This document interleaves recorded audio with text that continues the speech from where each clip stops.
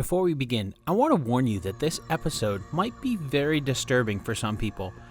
It depicts a despicable crime, and unfortunately, to depict it accurately, we'll need to learn some of the horrible details of the case. So, if you're listening with kids, consider this your parental advisory.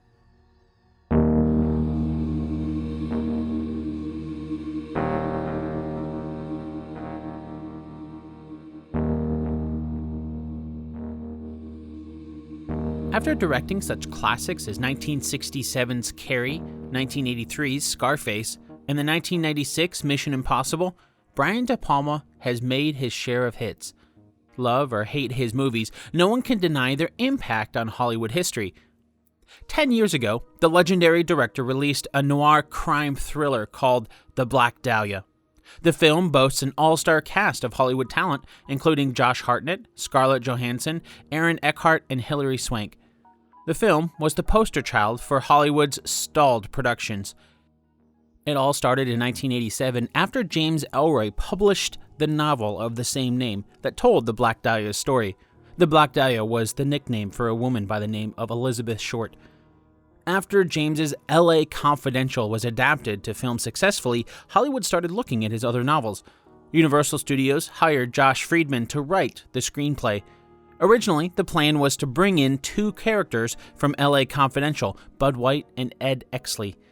Those two characters were played by Russell Crowe and Guy Pearce, respectively. But that fell through. Then the lead role, a character named Dwight Bucky Blackheart, was written around plans to cast Paul Walker, then rewritten when Stephen Dorff was planned to play the role, then rewritten again for Chris O'Donnell. Similar back and forth happened for all of the characters. Some of the other stars who were considered for the film ranged from Michael Douglas and Johnny Depp to Mark Wahlberg and Tiffany Thiessen. Through all of this, screenwriter Josh Friedman spent 8 years as the story went through multiple changes. Not much of the true story lived through those rewrites. Many moviegoers wanting to see a true crime story of the Black Dahlia were sorely disappointed. So let's dive into the real story of the Black Dahlia and find out just how accurate the movie was. I'm Dan Lefebvre, and this is based on a true story.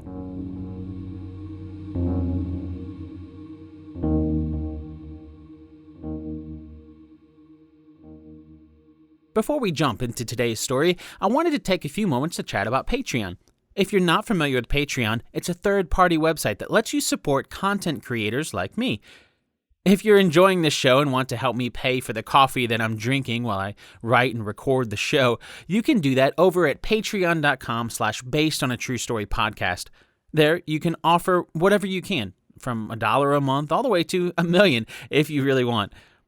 But of course, I want to give all my patrons a little extra, so I'll give you a peek behind the creation of each episode, as well as an exclusive first look at what's coming next. So if you want a heads up on what's coming next week, so you'll have time to watch the movie before listening to the episode, hop over to patreon.com/basedonatruestorypodcast.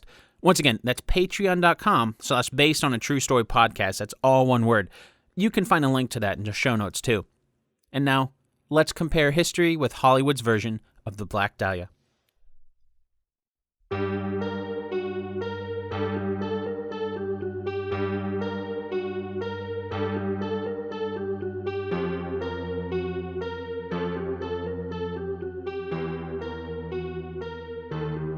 The movie starts with a boxing match set up between two police officers.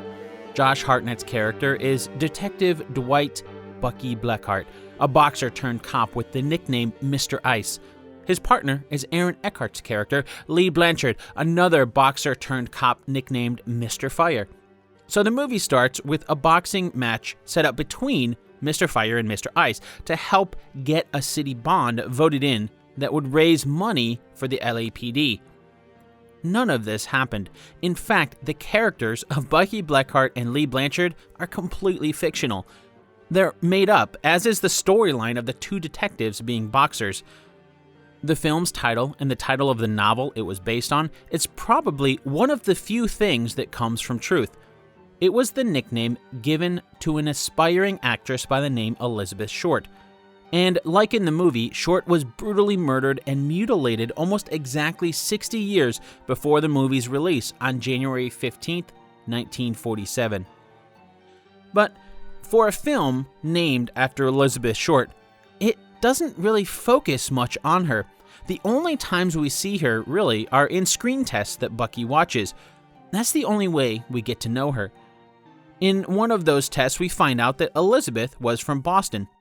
And that is true. Elizabeth Short was born in Boston, Massachusetts on July 29, 1924. Another small fact the movie got correct was when Elizabeth's father says he had 5 daughters.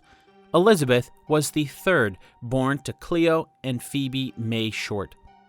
At the age of 5, Elizabeth's life would change forever when her dad, Cleo, lost almost all of his money in the 1929 stock market crash that kicked off the Great Depression. After struggling to make ends meet, Cleo parked his car on a bridge in 1930 and simply disappeared. Everyone assumed he committed suicide, and Phoebe was forced to raise the 5 children on her own. She managed to get a job as a bookkeeper and moved into a small apartment. Months later, Phoebe received a letter from California. It was from Cleo. He was still alive. The letter didn't offer much, simply an apology for leaving. We don't know a lot about Elizabeth's childhood. It's not because of lost records, but mostly because her childhood didn't seem to stand out, so she simply blended into the crowd. We do know she dropped out of high school after only 1 year. We also know she had asthma and that she dated a lot of young soldiers. For 2 summers, Phoebe sent her to Miami. The best reason for this that historians have come to was that the warmer climate would help with her asthma. This is just my own speculation, but with 5 daughters and Elizabeth being 16 at the time, one has to wonder if she was starting to act inappropriately with some of the young soldiers, and maybe that was part of the reason for her being sent to Miami. These were the summers of 1940 and 1941, when Elizabeth, or just Beth as she was called by her friends, was 16 and 17. While she was in Miami, she waited tables. And like many young women of the time, she caught the eye of many soldiers as they came and went due to the impending war. In 1943, at only 18 years old, Beth moved to the San Francisco Bay Area to live with her father, who by this time was helping with the war effort as he worked at the Mare Island Naval Shipyard. When Beth moved in with her dad, the two moved to LA. That was short-lived though, and Elizabeth moved out after they argued. We don't know what the argument was about, but seeing that Cleo had spent the last 10 or so years as a bachelor, now living with his teenage daughter, it's natural to assume that fights ensued. Especially considering Beth didn't have a father figure in her life up to this point, and so it would have been something that was new to her as well. In the movie, Beth is portrayed as an aspiring actress. She's in the LA area to try to get her big break.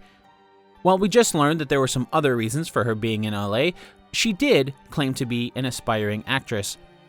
She worked as a waitress to pay the bills while she tried to catch her big break. But she never really focused on being an actress, and she never settled down into one place for very long. It was almost as if she was wandering aimlessly through life, trying to find a purpose. When she moved out from her dad's house, she moved in with a soldier she just met. But then she left him too after the two had an argument. From there, she made her way to Santa Barbara and applied for a job as a clerk at the nearby military base, Camp Cook. That's Cook with an E. This is where she was arrested on September 23, 1943, for going to a bar at the age of 19. This arrest provided authorities with the mugshot that they would use to identify her only a few years later. After getting arrested for underage drinking, the police decided to send her back to her mom in Massachusetts. They put her on a bus, and for the next couple of years, Beth went back to the routine of living at her mom's in Medford, just outside of Boston, in the summer, and then moving to Miami in the winters. While she was in Boston, she worked at a restaurant near the Harvard campus, and in Miami, she worked at a cafe. In both places, she was always dating someone new. This wasn't mentioned in the movie, of course, but while Beth was in Miami in the winter of 1944, Beth met a couple of soldiers who stuck around for more than just a single date. They were Major Matthew Gordon and Lieutenant Joe Fictional. As World War II raged on, Matthew was deployed to India. While he was there, he wrote a letter to Elizabeth where he proposed, and she accepted. Sadly, the marriage would never happen. Matthew died in a plane crash on August 10, 1945, just 5 days before Japan ended World War II by surrendering to the United States. After hearing of her fiancé's death, Elizabeth returned to LA so she could be near the couple's mutual friend, Lieutenant Joe Fictional. On January 7, 1946, the war was still fresh on everyone's minds when the United States was about to be shaken with the news of a brutal murder. It happened in Chicago, and at first, it was just the disappearance of a 6-year-old named Suzanne Degnan. When police showed up at the scene, they found a note that said, quote, "Get $20,000 ready and wait for word. Do not notify FBI or police. Bills in 5s and 10s, end quote. Then, on the other side, the note said, quote, "Burn this for her safety," end quote. The mystery was local at first, but soon hit the front page of newspapers around the nation when the police started to discover body parts. First, it was Suzanne's head in a storm drain just a block from the family's home. Then her right leg in an alley, her torso in another storm drain, and her left leg in a different alley. It wasn't until a month later when her arms were found in a sewer 3 blocks away. As best as the police could tell, Suzanne had been murdered in an apartment building nearby. There, she was dismembered, the room cleaned, and then her body parts were spread around the city. Beth was fascinated by the murder many called, quote, "the crime of the century," end quote. She tried to find out as much as she could. In April of 1946, Beth left Massachusetts and drifted around the country. We don't know why, but for some reason she went through Miami first, then headed back north to Indianapolis, and finally to the scene of the crime, Chicago. While she was meandering around the country, in June of 1946, the police captured William Hirons. William confessed to 3 murders, including Suzanne. So by the time Beth made it to Chicago, William was on trial as a confessed serial killer. Beth used this as an opportunity to learn more about the Suzanne Degnan killing as she pretended to be a reporter from Boston covering the trial of William Hirons. We don't have all of the details, but one of the people she fake interviewed for the Boston paper she claimed to be from would later say, quote, "Elizabeth Short was one of the prettiest girls I ever met, but she was terribly preoccupied with the details of the Degnan murder," end quote. After only 10 days, Beth seemed to grow tired of her investigative journalism. Joe Fictional, the lieutenant that she had met with Matthew Gordon a few years before, had written her asking her to move to LA to be with him. She obliged and made her way back to Los Angeles. Sadly, again, this relationship was never to happen. After only being together for a few weeks, the couple broke up in the beginning of August. Since she was close to Hollywood, Beth went back to trying to be an actress. This time, she moved in with a friend for a couple days. She's tough to pin down exactly, but we know she stayed at an old hotel for a few days, a rooming house for aspiring actresses for a few more, and then an apartment for yet another few days. Basically, she was bouncing around. She claimed she wanted to be an actress, but she never really put forward a serious effort. Before, when she was in LA, she supported herself by being a waitress, but this time around, she didn't. She supported herself by going to bars and nightclubs and getting men to give her money. Some were well-to-do, but most weren't. As you might imagine, this wasn't a very stable income. Beth found herself with a new date almost every night of the week just to put a roof over her head and get some food. But her financial situation was only getting worse. When she wasn't with a man, she was living at the Chancellor Apartments, and with each passing day falling a little further behind in rent. According to Juanita Ringo, the apartment manager, quote, "I felt sorry for her even when she got behind on the rent. She looked tired and worried. When I went up for the rent last December 5th, she didn't have it. I don't think she had a job. That night, she got the money somewhere and left the next morning, end quote. According to some historians, this money magically showed up from another of Beth's admirers, a man named Ed Burns. But yet others dispute the even existence of Ed Burns. Will likely never know for sure where Beth got the money to catch up on rent. What we do know, though, is she managed to pay the rent but left the Chancellor Apartments and took a bus to San Diego. Again, some argue that Ed provided the funds for this. After arriving in San Diego, she didn't have anywhere to go, so she checked her luggage at the Greyhound Depot and made her way to the Aztec movie theater. She dozed off, awakened later by a woman by the name of Dorothy French. Dorothy was a 21-year-old cashier at the theater. While we don't know what the exact story was that Beth told her, we do know Beth spent the next month living with Dorothy, her mother, and younger brother. Beth went back to her old ways, parties and a new man every night. One of these men was Robert Manley, nicknamed Red by his friends. Red was a 26-year-old traveling salesman from Los Angeles who was on business in San Diego. Despite being married with a young son, Beth hit it off with him. After a delightful dinner, the two set up a second date for January 6, 1947. Beth said she worked at an airline office, but when Red showed up, no one knew an Elizabeth Short. Red called Beth the next day. After what must have been an awkward conversation about the evening before, Beth asked Red to drive her back to LA. He obliged since he was headed back anyway, but first he had a few sales calls to finish up, so that evening after he was done, the two went for drinks and then got a motel room for the night. The next day, they got on the road. Later, Red would be called in to testify, and it's from his testimony that we have an idea of what happened. After about an hour and a half, they stopped in Encinitas, California. Red had another sales call to make there. After he checked in with his client, Red and Beth stopped at a local diner for a burger. Then they got back on the road. There wasn't a lot of conversation in the car. According to Red, Beth had said it was, quote, just that time of the month, end quote, and she wanted to be left alone. Being married himself, he certainly had a lot of thinking to do, so Red obliged. They made another stop about an hour later at Laguna Beach to fill up with gas. Red stayed out with the car while Beth hit the restroom in the station.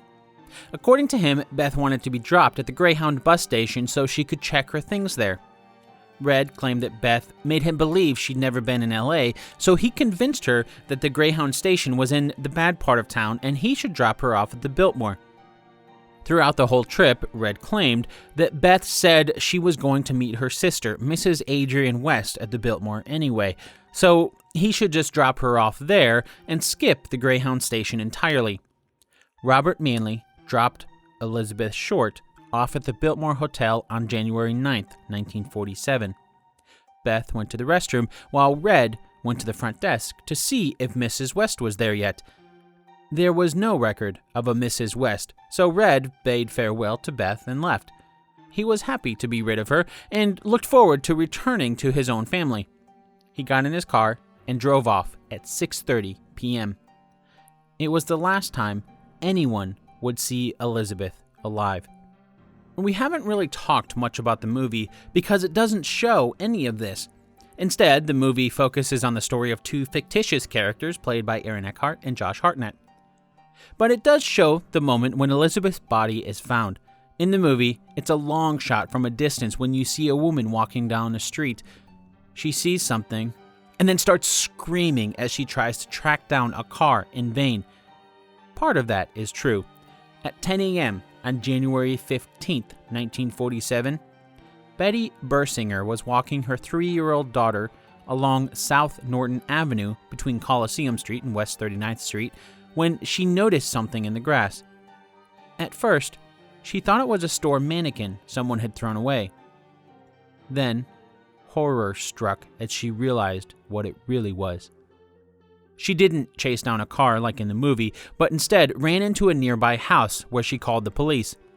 The first two police officers who arrived were Frank Perkins and Will Fitzgerald. More followed quickly as the two immediately called for help. In the movie, once the body is discovered, there's a scene where the press swarms the crime scene as the cops try to keep them back. This actually happened. By the time we see police at the crime scene, there's a lot of them there. But in truth, by the time the officers, Perkins and Fitzgerald, showed up, the word had already spread like wildfire about Short's murder. The two officers called for detectives, but by the time they came to the scene, it was swarming with reporters and plenty of curious onlookers. The movie has the case assigned to Detective Russ Millard, played by Mike Starr. In truth, it was Detective Sergeant Harry Hansen and his partner Finis Brown that got the case. When he arrived, Harry was livid. The scene was being trampled by reporters, bystanders, and even some careless police officers that were there. Immediately, he ordered everyone to clear the area. The movie was pretty accurate with the mutilation of the body. Elizabeth's body had been given a hemicorporectomy. That's a medical procedure that's usually the last resort for someone, as it slices the body beneath the second and third lumbar vertebrae. This is the only place the body can be severed in half without breaking a bone. In addition, Beth's face had been slashed from ear to ear, creating what's referred to as a Glasgow smile or a Chelsea grin. Her thighs and breast had been cut, with portions of flesh cut away. Her body had been washed clean. Despite all of this mutilation, there wasn't a drop of blood. As if this wasn't enough, her body had clearly been posed by the killer in some sort of a sick, seductive pose. The upper half of her body was a full foot away from the lower half. Her hands were over her head. Her elbows were bent at unnatural right angles, and her legs were spread. The movie makes note of bruising, suggesting that she had actually been killed with a baseball bat. That is partially true. The part that wasn't true was the pinning of the baseball bat. We simply don't know if that was the murder weapon. But Beth's cause of death was considered to be hemorrhaging due to blows on her face and head. She had bruising on her head that was consistent with blows to the head. Her skull wasn't fractured, though. On her wrists, ankles, and necks were rope marks. This indicated Elizabeth had been tied and tortured for days. Thanks to her application to work for the military at Camp Cook, even if it was briefly, Elizabeth's fingerprints were on record. The police sent her fingerprints to the FBI, and it took only 56 minutes to identify the body. After that, it didn't take long for the rest of the world to find out. As newspapers printed the story, public interest only became more and more intense. It was the Los Angeles Examiner newspaper that contacted Beth's mom, Phoebe. They told her that Beth had won a beauty contest and tried to get as much personal information as they could about Beth. Then, after they had achieved what they wanted, they broke the news. Beth had been brutally murdered. While Beth certainly wasn't close to her mom, it still had to have been a shock. One can only imagine the emotions that Phoebe was going through. The Examiner offered to pay for Phoebe's flight and hotel if she'd come to LA to help with the investigation. But this was a lie. Oh, they paid for her flight and hotel, but the Examiner only flew her out to LA so they could keep her as an exclusive source for themselves. They specifically kept her away from the police and any other newspapers. The day after her body was found, the Los Angeles Examiner broke records for sales. The only copy that had sold more was the announcement of the victory in World War II. It was the Examiner, along with another LA newspaper, the Los Angeles Herald-Express, that brought forward the moniker Black Dahlia. It was a mixture of Beth's known preference of wearing black hair and black clothing, along with a recent murder mystery released in Hollywood, George Marshall's The Blue Dahlia. With so many articles circling, it didn't take long for the nickname to catch on and be used everywhere. Elizabeth Short became the Black Dahlia. As the police and FBI began to unravel the mystery, they quickly began to realize there was only more left to unravel. Thanks to Elizabeth's life of partying and dating a new man every night, the police were left with countless people they needed to investigate. They did a house-to-house search, but no leads came. Then they received a tip that the last place she was seen was at the Biltmore. From the Biltmore Hotel's registration records, the police lifted the names of thousands of people they spent time interviewing. Because of the mutilation of the body, the police were convinced someone with medical knowledge had done it. How else could they cut the body in two so cleanly and drain all of the blood?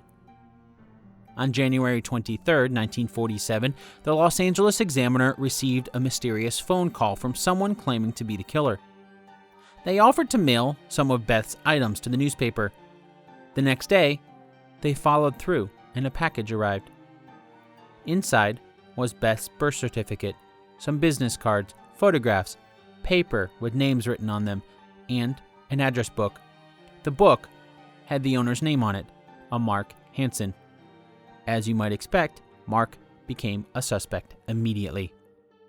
He was a nightclub owner who had met Beth on multiple occasions as she came to his clubs to party. After digging into Mark's background a little more, the police found out that Beth had called Mark on January 8th. This made Mark one of the very last people to talk to Beth.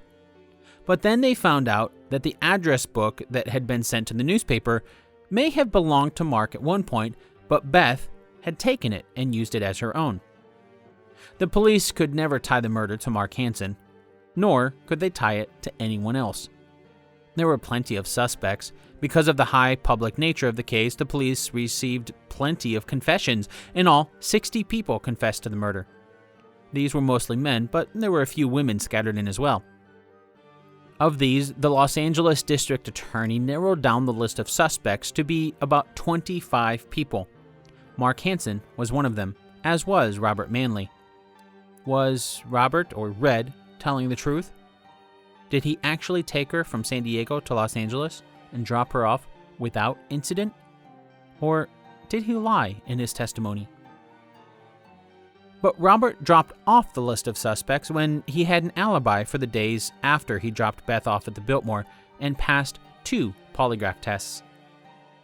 Due to the sheer scale of the investigation, the LAPD was way behind. They couldn't follow up on every lead.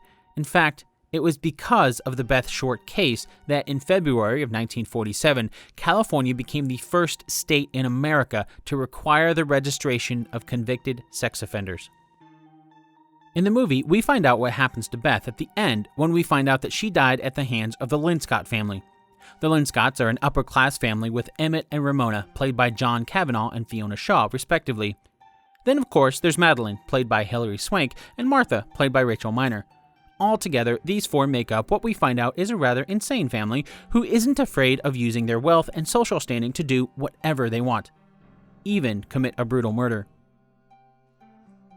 This ending is actually pretty smart on the part of both the novelist, James Ellroy, and Josh Friedman, the screenwriter.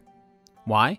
So in the movie, the story itself is explained in a way that only Josh Hartnett's character, Bucky, knows the truth, but he can't prove anything. While we know the way the movie portrayed it didn't happen, because all of those characters are fictional, the Linscott family doesn't exist, the truth is we simply don't know what really happened to Beth. So is there a lone detective out there like Josh Hartnett's character who found out the truth but couldn't prove it? Maybe. To this day, you can get lost in the whirlwind of conspiracies that surround the Beth Short murder case. Although we'll never know if someone out there does know the truth, perhaps the inspiration for this sort of ending came from Eliot Ness. According to Eliot's biographer, Oscar Fraley, Eliot may have known who the killer was. Quote, "This lady socialite who was working with him came to him and said, 'A member of one of our influential families fits your profile.' So Eliot said, 'That's fine, let's meet him.' This man admitted he had been to medical school, so Eliot thought surely he had the guy." End quote. But Oscar wasn't talking about someone who only killed Beth. He was talking about another serial killer who may have been responsible for many more deaths. The popular 1980s and 1990s TV series Unsolved Mystery covered the Black Dahlia murder and did a decent job of explaining this connection. In it, they linked ties to another unsolved mystery, the Torso Killer in Cleveland, Ohio. Elliot Ness was the public safety director in Cleveland at the time, and another who gained popularity posthumously when the fictional movie The Untouchables was released.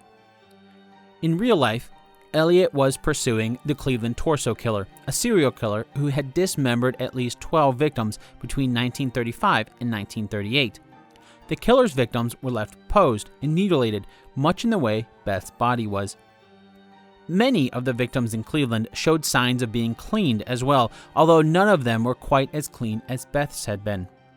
While there's no documentation to back this up, many people thought Elliot Ness knew who the Cleveland Torso Killer was. Elliot had given his primary suspect 2 lie detector tests, both of which he failed, and after admitting himself to a mental hospital, the slayings in Cleveland stopped. Then, Elliot received a letter from the suspect. According to Unsolved Mysteries, quote, "In that letter, the Torso Killer describes the fact that he has left Cleveland and has come to California, as he described it, sunny California, and is now performing medical experiments upon his guinea pig victims here in Los Angeles," end quote. The man Elliot suspected had apparently left Cleveland for California in 1939. Perhaps not coincidentally, the Torso Killer's last killing in Cleveland was in 1938. Sadly, Elliot simply could never pin any proof on his suspect, and so he was left free. Another lead for the Black Dahlia murder case came along in 1999 when one of the suspects, a physician by the name of George Hodel, passed away at the age of 91 due to heart failure. After he died, his son Steve started to go through his dad's things. As he did, Steve, who was a former LAPD homicide detective, started to learn some things about his dad that left him unnerved. George Hodel had undergone his own public trial after his teenage daughter, Tamar, had accused him of sexual abuse in 1949. He was acquitted. Steve found out that his father was also a suspect in the lipstick killer case, the murder of Suzanne Degnan that Beth had been captivated by. In 2003, Steve Hodel published a book with his findings where he suggests that his own father may have killed numerous young women as one of the only LA-based physicians performing abortions at the time. In 2012, Steve brought a cadaver dog to his dad's former home. These specially trained dogs can detect the scent of human decomposition and alert when they smell it. On this occasion, the dog alerted in several areas of the house. A soil sample was taken in the alley outside where the dog had alerted yet again, and the sample came back positive for human remains. George Hodel moved to San Francisco in the 1960s, and Steve believes his father may have also been responsible for the Zodiac killings that plagued that city during those times. If he was the killer, George was never caught in his lifetime. To this day, the Black Dahlia murder remains unsolved.